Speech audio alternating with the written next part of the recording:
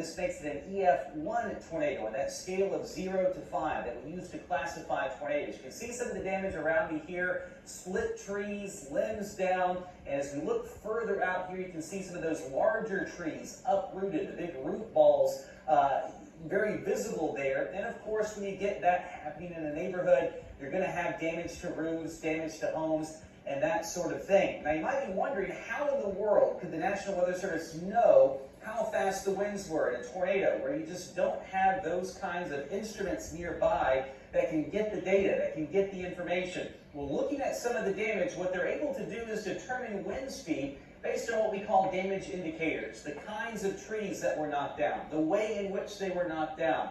Was there any bark on a tree that was ripped off? Was there any damage to homes in certain ways? Was there damage to well-built homes? When you talk about the worst of the tornadoes, those are the kind of storms that can actually remove the asphalt from the road, that can launch things like this as missiles into other nearby objects, and those kinds of tornadoes can have winds greater than 200 miles per hour.